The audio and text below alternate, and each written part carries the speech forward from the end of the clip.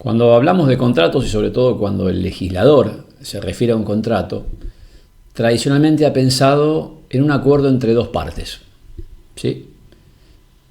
Comprador y un vendedor, un locador y un locatario, donante y donatario, y así. Pero obviamente es posible que en un contrato haya más de dos partes, tres o más. Bueno, de eso es de lo que vamos a hablar hoy. ¿Se le aplican las reglas de los contratos en general a los contratos que vamos poniendo un nombre, plurilaterales? ¿Se les aplican, no se les aplican? ¿Sufren alguna adaptación en su caso a la hora de ser aplicadas? De estos temas vamos a charlar en este video.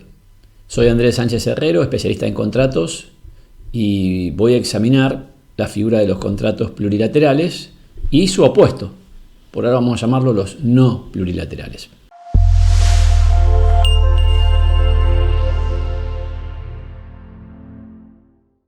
Tratamiento normativo. Como te decía, tradicionalmente no recibieron mayor atención así en cuanto a categoría los contratos plurilaterales, en cuanto tales. Por supuesto, se regularon muchos contratos plurilaterales. El caso, por ejemplo, del contrato de sociedad es paradigmático. Pero quiero decir, el contrato plurilateral como categoría en sí misma no ha merecido en general atención legislativa. Ahora algo más. Tenemos en el Código Civil y Comercial dos normas. Artículo 966, que dispone que las reglas de los contratos bilaterales también se aplican supletoriamente a los plurilaterales. Primera norma. Y después tenemos 977, que se refiere a cómo se forma el consentimiento en los contratos plurilaterales, que es una cuestión que vamos a analizar en otra oportunidad, en otro video. No me quiero detener hoy en eso puntualmente, pero sí te quiero destacar que el artículo dice de un contrato, dice si en el contrato ha de ser celebrado por varias partes. Cual, obviamente, como sabemos que en un contrato hay por lo menos dos partes, pareciera que esta es una frase absurda. Siempre hay varias partes. Hay que interpretarlo como que estaba pensando en varias partes más de dos. Ahí creo que hay una referencia a los contratos plurilaterales. Va quedando claro entonces cuál es el criterio de clasificación que estoy utilizando. Tiene que ver con la cantidad de partes que tiene el contrato. O sea que en ese sentido es el mismo criterio que se usa para clasificar a los actos jurídicos, ya no a los contratos, a actos jurídicos en bilaterales, por ejemplo el contrato, matrimonio, o unilaterales, por ejemplo el testamento. Pero acá específicamente en el campo de los contratos. Este criterio de clasificación, te decía, es un poco, cuando hay dos partes, ¿cómo lo vamos a llamar? ¿Bilaterales? Eso confunde, porque el código se refiere a los bilaterales en otra parte y no toma como criterio cuántas partes tiene el contrato, sino si se obligan o no recíprocamente. Así que por ahora voy a hablar de contratos plurilaterales por un lado y de no plurilaterales, o si querés, con esa salvedad, bilaterales por el otro. Bueno, ya está dicho entonces, definamos las categorías. Contratos plurilaterales son los que tienen tres o más partes. Contratos no plurilaterales los que tienen menos de tres partes, o sea, dos. Los que tienen dos partes. Casuística. A ver, vamos a ver que casi cualquier contrato admite la posibilidad de tener, pero por dar algunos ejemplos típicos, contrato de sociedad es un contrato plurilateral, por supuesto, en la medida en que tenga tres partes, ¿se entiende? Porque podría tener un contrato de sociedad donde hubiera solo dos. Contrato de juego o apuesta, por hablar de un contrato de cambio, es un contrato que puede ser plurilateral. Una transacción también es un contrato que puede ser plurilateral. Los pactos de herencia futura, que permitidos dentro de ciertos límites, podrían ser ejemplos de contratos plurilaterales. Siempre se entiende que haya tres o más partes, porque cualquiera de los contratos que acabo de enumerar podría perfectamente ser no plurilateral. Una sociedad entre dos socios, por ejemplo, una transacción entre dos partes, como es lo usual, etc. Y vamos avanzando. No es lo mismo un contrato que tiene pluralidad de partes que un contrato que tiene una o varias partes plurisubjetivas. Te doy un ejemplo. Si en una compraventa la parte vendedora es más de una persona, está integrada por más de una persona, por ejemplo, supongamos que se vende una cosa que está en condominio y que venden todos los condóminos la cosa, y hay un comprador y hay un vendedor. Ese contrato no es plurilateral. Hay dos partes, compradora y vendedora. Pero hay una de sus partes que está integrada por varios sujetos, plurisubjetiva. En este ejemplo que te di, la parte vendedora.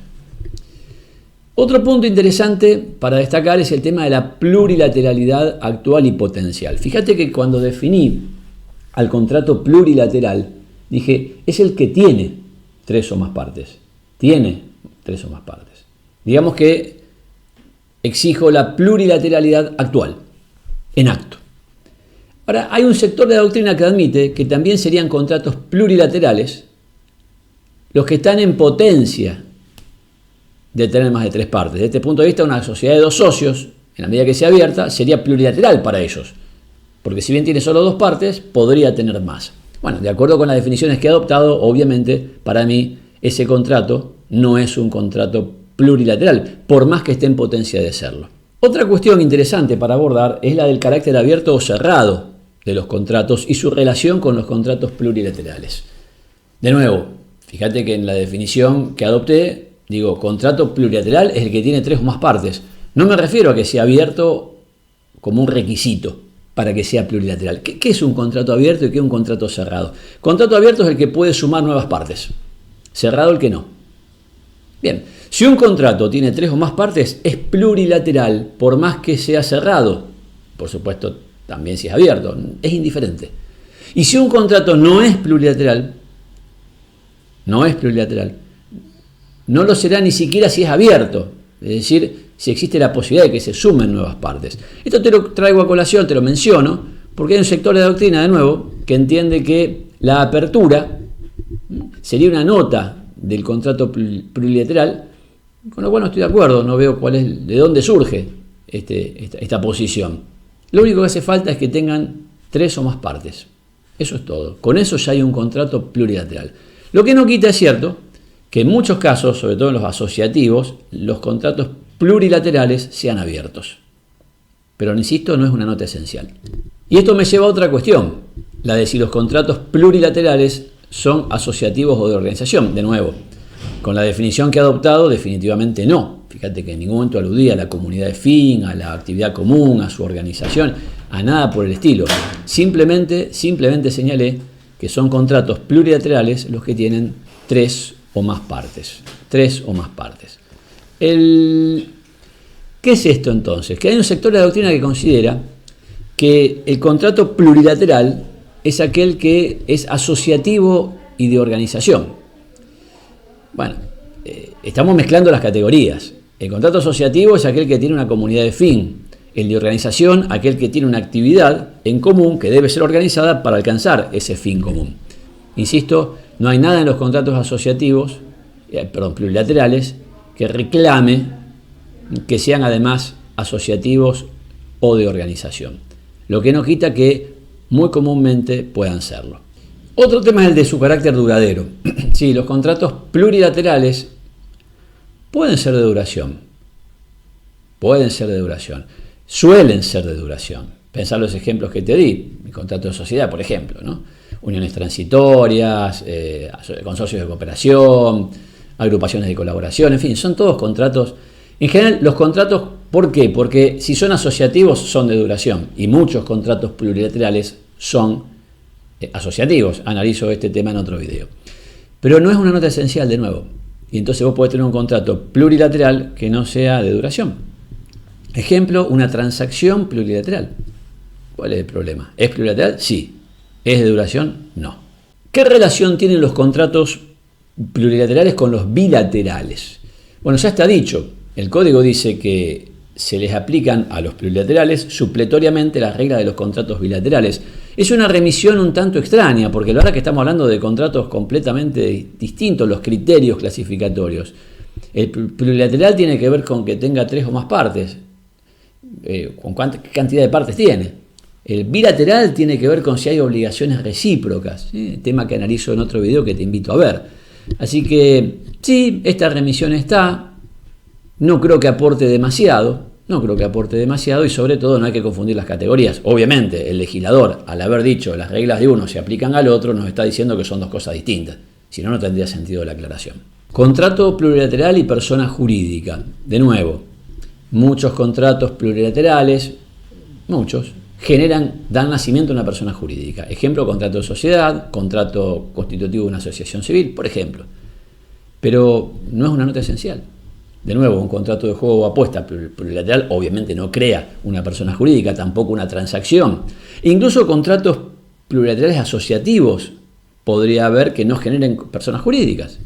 No sé, una unión transitoria, por ejemplo, una agrupación de colaboración. Son plurilaterales, son asociativos, no generan una persona jurídica. Estamos entonces frente a dos categorías distintas. Hablemos de las clases o modalidades de los contratos plurilaterales. La clásica, por un lado, que es la del plurilateral asociativo. Acá confluyen dos notas. Por un lado tenemos el hecho de las tres o más partes, por eso es plurilateral, y por el otro la comunidad de fin, de ahí que sea asociativo.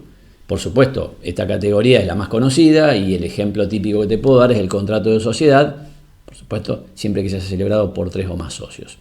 Frente a esto tenemos una categoría más desconocida y para algunos hasta inaceptable, que es la de los contratos plurilaterales de cambio.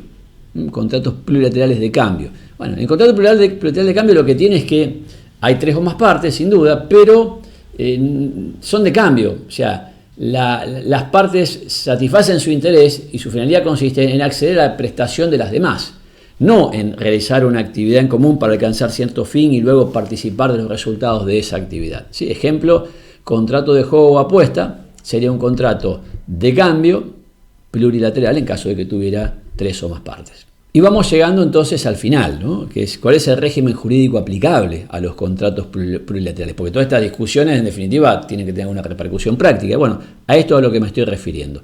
Te diría que hay ciertas reglas. A ver, vamos a comenzar arrancó este video. En principio, por más que no haya sido pensado específicamente para esta categoría de contratos y se haya estado pensando más bien en el típico contrato que tiene dos partes, las reglas generales de los contratos se aplican también a los contratos plurilaterales. Lo que no quita que en algunos casos haya que hacer ciertas adaptaciones. ¿Cuáles son esas adaptaciones? Bueno, tenemos algunas pautas propias para lo que es la formación del consentimiento, tema que voy a analizar en otro video, eso por un lado. Y por otro, el tema de tener en cuenta que como hay muchos vínculos, más de dos, lo que pueda llegar a afectar a alguno de esos vínculos, en principio no se expande para afectar al contrato en su totalidad. Entonces tenemos, por ejemplo, que si hay una voluntad viciada, caería solo la voluntad de esa parte, digamos, solo el vínculo que liga a esa parte, pero no todo el contrato. Tenemos que si hay imposibilidad de cumplir, de nuevo, lo que afecta solo la imposibilidad de cumplir la obligación de esa parte, pero no afecta o no hace caer a todo el contrato. Que si una parte no cumple, las demás no pueden abstenerse de suspender su cumplimiento, y si una de las partes no cumple, se podrá eventualmente excluir a esa parte del contrato, pero en principio no se hace caer el contrato en su totalidad. Insisto, esta es la regla general, lo que no quita que a veces cuando por algún motivo la participación de esa parte o por alguna otra circunstancia tuviera una trascendencia sustancial para la economía del contrato, eventualmente la afectación del vínculo de esa parte puede arrastrar a todo el contrato. Estas son entonces las reglas, las adaptaciones más elementales del régimen general cuando estamos frente a un contrato plurilateral. Fuera de esto, insisto, le son aplicables las reglas generales en materia de contratos. Y si te interesa explorar otros temas del derecho contractual, visita los demás videos de este canal.